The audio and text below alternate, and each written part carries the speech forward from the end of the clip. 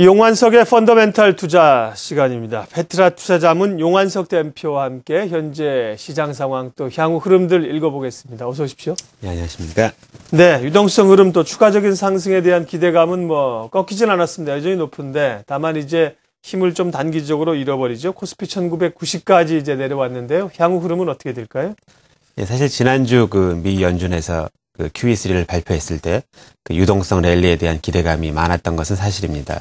하지만 당일을 제외하고는 사실은 랠리가 일어나진 않고 오히려 또 주가가 좀 지지부진한 상황인데 여러 가지 이유가 있을 것입니다. 그런데 이제 첫 번째는 과거 QE 때와는 달리 이번에는 오래전 기간부터 시장에서 이미 예측을 좀 했었고 또 가능성이 많이 높았었기 때문에 좀 시장에 좀 선반영된 그런 측면이 있어 보입니다. 하지만 장기적으로는 좀 긍정적인데 요즘 사실 이제 글로벌 경기가 이렇게 좋지 않은 상황에서 이 QE3만 가지고 증시를 크게 이제 올리지 못할지라도 최소한 크게 침체 상태에 빠지는 것은 막아줄 것으로 보이고 다시 말하면은 좀 이제 증시의 안정성은 많이 줄 것으로 보입니다. 그리고 또 한 가지 이번 QE3의 특징은 기간이 이제 정해져 있지 않다는 것인데 미국의 고용 지표가 개선될 때까지 이제 계속 한다는 것입니다. 즉 다시 말하면은 그 방법으로 미국 달러화 가치를 하락시켜서 미국의 이제 산업의 경쟁력을 향상시키고 또 이렇게 해서 이제 실업률을 줄이겠다는 건데 이번 QE3의 목적은 오히려 주가보다도 이런 달러 가치 하락에 더 있는 것으로 보입니다. 이제 그러다 보니까 이제 얼마 전 일본에서도 경기 부양책을 발표하면서 일본 중앙은행이 자산 매입 기금 이제 10조 원을 증액을 했는데 그렇게 발표를 했는데 이 주 타겟이 이제 3년 미만, 만기 3년 미만의 국채인데 그 얘기는 결국은 일본 엔화 가치를 이제 하락시키겠다는 그런 의도로 보입니다.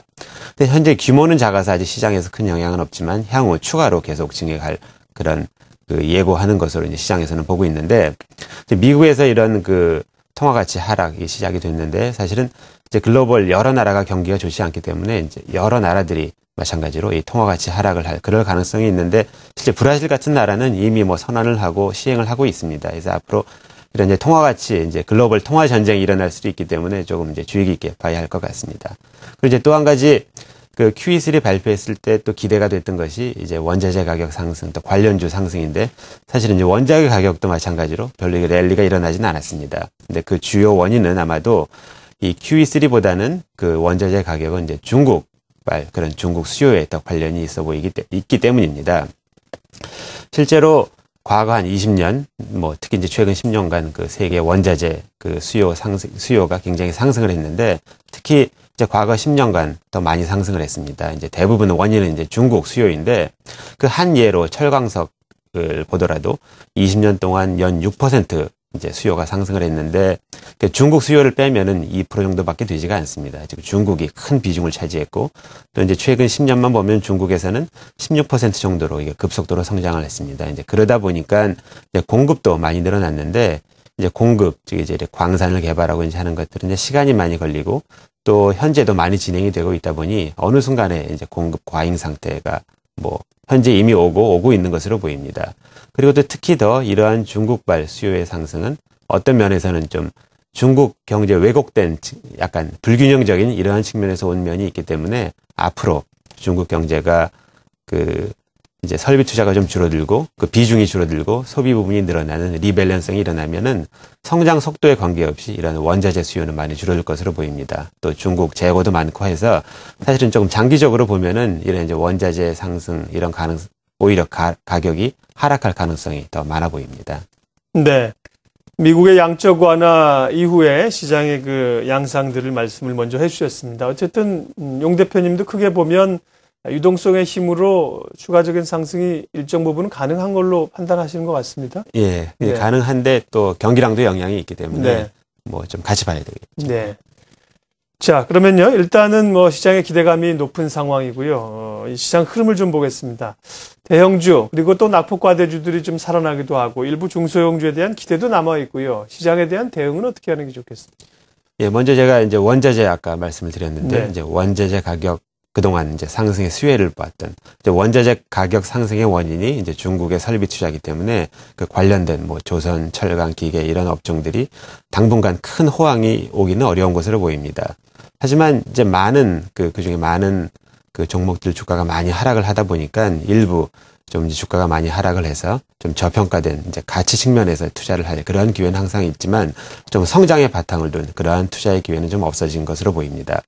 두 번째는 이제 환율인데 이제 원화 강세가 진행이 되다 보면은 앞으로 뭐 수출 관련주라든지 또 외국인 관광객이 많이 온 이런 이제 수혜를 본 종목들이 영향을 받을 수 있기 때문에 사실은 이제 아직 뭐 초기다 보니까 이런 환율 부분은 조금 더 이제 지켜볼 필요가 있다고 생각을 합니다.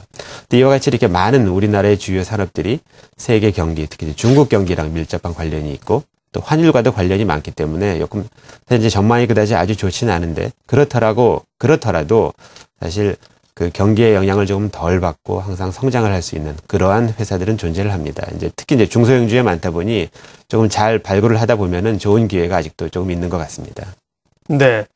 아직은 본격적으로 이제 경기가 터닝을 했다고 보기 어렵기 때문에요. 경기 방어주에 대해서 시각을 추세 쪽으로 돌리긴 어렵다는 말씀입니다. 그러면 말씀하신 중소형주 가운데 경기 영향은 상대적으로 덜 받고 경쟁력이 있는 업체들, 어떤 업체들이 있을까요? 예, 사실 이제 그런 상황이다 보니 이제 일부 많이 주가가 상승한 종목들이 많이 있습니다. 이제 조금 덜 오른 종목 중에서 잘 뭐 찾아보는 것이 중요한데 그 중에 한 회사가 KPF라는 회사입니다. 이 회사는 이 산업용 화스너 및 자동차용 베어링 등 이런 이제 단조 제품을 만드는 회사인데 수출 비중이 거의 50%에 육박하고 또 세계적인 회사에 납품을 하는 등 좀 경쟁력을 인정을 받고 있는 회사입니다. 또 한편 산업 여러 분야에 매출을 하다 보니 또 일부 경기의 영향이 조금 제한적인 측면도 있는데 그러다 보니 최근에 주가가 사실은 많이 상승을 했습니다. 하지만 그렇더라도 아직 이 회사 경쟁력이나 이런 전망으로 볼 때 주가가 비싼 그러한 수준은 아니기 때문에 좀 관심을 갖고 이제 지켜볼 필요가 있을 것 같고요. 두 번째는 이지바이오라는 회사입니다. 이 회사는 동물 약품 및 기능성 첨가제를 만드는 회사인데 특히 이제 첨가제 부분 좀 성장성이 많이 예상이 되고 또 다양한 회사를 인수하면서 양돈업, 양계업 등에도 이제 또 진출을 했는데 또 그러다 보니 이제 이 업종의 이제 수직 계열화가 이루어져서 경쟁력이 많이 강화가 됐습니다. 이제 사실 성장을 하지 않는 분야에서도 앞으로도 이러한 전략을 통해서 계속 성장이 일어날 것으로 보이는데 그럼에도 불구하고 사실은 시장에서 좀 소외되다 보니 최근에 약간 주가가 상승을 하긴 했지만 연초 대비 많이 하락한 상황이라 한번 좀 관심을 갖고 지켜볼 만하다고 생각을 합니다. 네. 상대적으로 이제 경기 영향 덜 받으면서 또 경쟁력이 있는 중소형주를 찾는 것이 중요합니다. 그 가운데 오늘 두 종목을 소개를 해 주셨고요. 물론 이제 용 대표님 우리 코너도 펀더멘탈 투자고 시장의 이제 큰 흐름들 그리고 기업의 펀더멘탈에 주목합니다만 그래도 이제 여러 가지 변수 가운데 또 수급도 중요하긴 합니다. 예. 그래서 외국인들은 계속 사지만 어제도 보면 기관들 매도가 더 거세지는 모습이에요. 환매가 좀 나오기 때문에 그럴 텐데 외국인의 추가적인 유동성 매수 유입 가능성이나 혹은 이제 기관의 여력 이런 쪽은 어떻게 보세요? 이제 아까 말씀하신 대로 이제 기관들은 이제 계속 뭐 환매가 계속 일어나기 때문에 뭐 어쩔 수 없이 이렇게 매도에 들어가는 측면이 있지만 이제 외국인들 매수세는 뭐 사실은 우리나라 이제 저게 느끼기에 경제가 안 좋지만 사실 좋은 나라가 없기 때문에 상대적으로는 좋다 보니까 아직도 관심은 계속 많고 계속 유입될 것으로 보입니다. 그러한 측면에서는. 예, 알겠습니다. 용환석의 펀더멘탈 투자, 페트라 투자자문 용환석 대표님 오늘 함께했습니다. 고맙습니다. 예, 감사합니다.